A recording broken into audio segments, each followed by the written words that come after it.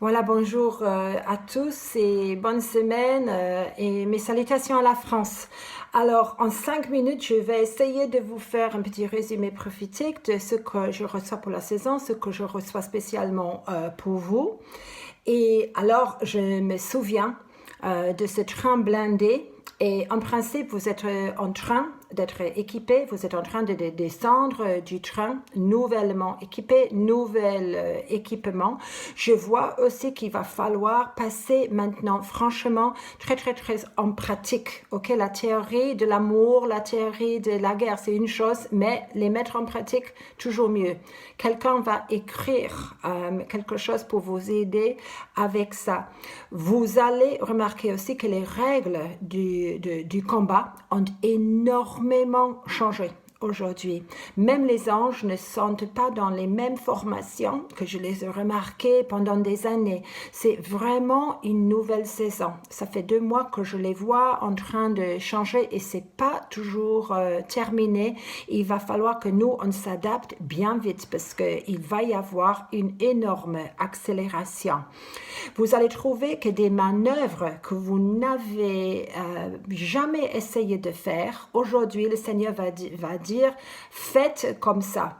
Et même l'ennemi, il va s'indigner quand il voit cela, il va dire, mais ce groupe-là, ils n'ont jamais montré ce comportement-là, et vous regardez comment ils font aujourd'hui. Mais attendez-vous à ça, super important de faire des manœuvres, mais d'une autre manière. Parce que je vois les lignes de bataille un peu partout en France, je vois qu'il y a des lignes où il y a très peu de saints, où les saints ont un terrain franchement très difficile et vous allez devoir envoyer des renforts pour les aider. Autrement, l'ennemi peut vraiment faire des brèches importantes dans la nation. C'est pas terminé le combat. Alors, soyez vigilants à ça. J'ai Ésaïe 28 pour vous aussi. Entre les versets 4 jusqu'à 9, où le Seigneur lui-même, il intervient, il va vous aider. Il a une couronne, une diadème pour ceux qui sont là pour tourner la bataille dans les portes. Et le Seigneur, il va vous expédier de plus en plus vers les portes. Quelles portes? Bien sûr, les grandes villes, d'autres portes stratégiques, les portes, la place du marché, l'économie, la loi.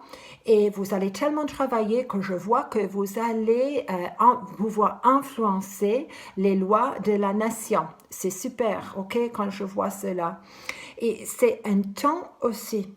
On sait très bien que ce dimanche, c'est déjà le jour de la Pentecôte pour nous chrétiens. Psaume 147 et verset 15 me revient de plus en plus, où Dieu, il envoie ses ordres sur la terre et sa parole court avec rapidité. Et ces versets sont avec moi depuis un temps. C'est-à-dire parce que Pentecôte, bien sûr, pour les Juifs, ils sont là, c'est une fête de nécessité pour eux, ils sont là.